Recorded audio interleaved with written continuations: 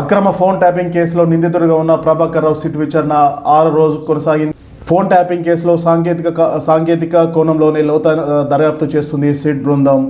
ఎల్లుండి సుప్రీంకోర్టు పూర్తి నివేదిక సమర్పించనున్న సిట్ బృందం ఫోన్ ట్యాపింగ్ కేసులో కీలక నిందితుడిగా ఉన్న ప్రభాకర్ రావును కస్టోడియల్ విచారణ 6వ రోజు కూడా కొనసాగుతుంది. ఈ విచారణ రేపటితో మిగనున్న నేపథ్యంలో సిట్ బృందం విచారణను మరింత వేగవంతం చేసింది. గత 6 రోజులుగా కొనసాగుతున్న ఈ ప్రక్రియలో ప్రధానంగా సాంకేతిక అంశాలతోనే సిట్ దర్యాప్తు కొనసాగిస్తున్నట్టు తెలుస్తుంది. అప్పటి నుంచి రాజకీయ నాయకుల ఫోన్లో ఏ విధంగా ట్యాప్ చేశారనే కోణంలో లోతుగా దర్యాప్తు చేస్తున్నారు. అప్పటి ప్రభుత్వ పెద్దల నుంచి వచ్చిన ఆదేశాల మేరకే ప్రభాకర్ రావు మరియు ఆయన బృందం ఈ ఫోన్ ట్యాపింగ్ కార్యకలాపాలకు పాల్పడినట్టు సిట్ ఇప్పటికే కీలకమైన ఆధారాలను సేకరించినట్టు తెలుస్తుంది. విచారణలో భాగంగా ప్రభాకర్ రావు తన సెల్ ఫోన్లను ఇదివరకే ఫార్మాట్ చేయడంపై ఈ సిట్ బృందం గట్టిగా ప్రశ్నిస్తుంది. ఫోరెన్సిక్ సైన్స్ ల్యాబొరేటరీస్ నుంచి అందిన నివేదికల ఆధారంగా విచారణను ముందుకు తీసుకెళ్తున్నారు.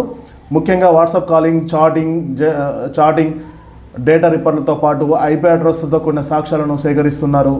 మీరు ఎలాంటి తప్పు చేయనప్పుడు మొబైల్ ఫోన్లో, ల్యాప్టాప్లు మరియు క్లౌడ్ స్టోరేజ్లోని డేటాను ఎందుకు డిలీట్ చేయాల్సి వచ్చిందనేసి ప్రభాకర్ రావును సిట్ అధికారులు సూటిగా ప్రశ్నిస్తున్నారు. ఈ కస్టోడియల్ ఇన్వెస్టిగేషన్లో వెలుగు చూసిన అత్యంత కీలకమైన వివరాలను మరియు సేకరించిన సాక్ష్యాధారాలతో కూడిన పూర్తి స్థాయి నివేదికను ఈ కస్టోడియల్ ఇన్వెస్టిగేషన్లో వెలుగు చూసిన అత్యంత కీలకమైన విషయాలు మరియు సేకరించిన సాక్ష్యాధారాలతో పూర్తి స్థాయి నివేదికను రాష్ట్ర ప్రభుత్వం ఎల్లుండి సుప్రీంకోర్టుకు సమర్పించనుంది. ప్రభాకర్ రావు ఇచ్చిన సమాచారం మరియు సిట్ అధికారులు సేకరించిన సాంకేతిక ఆధారాలు ఈ కేసులో తదితర పరిణామాలకు అత్యంత కీలకంగా కానున్నాయి. రేపటితో ప్రభాకర్ రావు కస్టోడియల్ ముగియనుండడంతో చివరి రోజు విచారణ మరిన్ని కీలక విషయాలు బయటికి వస్తాయనేసి సిట్ భావిస్తుంది. ఇప్పటికే సిట్ కీలకమైన ఆధారాలు సేకరించినట్టు సమాచారం. ఈ ఆధారాలను ప్రభాకర్ రావు ముందుంచి ప్రభాకర్ రావును ప్రశ్నిస్తున్నట్టు తెలుస్తుంది. దీంతో ప్రభాకర్ రావు అన్నింటికీ తెలియదు, మర్చిపోయన్న రీతిలోనే దానికి సమాధానం దాటవేత ధోరణిలోనే ప్రదర్శిస్తున్నట్టు తెలుస్తుంది.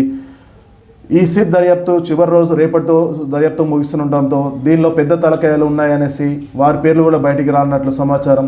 గత పెద్దల ఆదేశంతోనే ఈ పని చేసినట్లు సిట్ తన ఫారెన్సిక్ నిబో ల్యాబ్లో వెల్లడైనట్టు కూడా సమాచారం అందుతుంది. దీనిపైన సుప్రీంకోర్టు తదుపరి ఆదేశాలు ఏ విధంగా ఇస్తుందన్నది అందరిలో ఉత్కంఠ రేగుతుంది.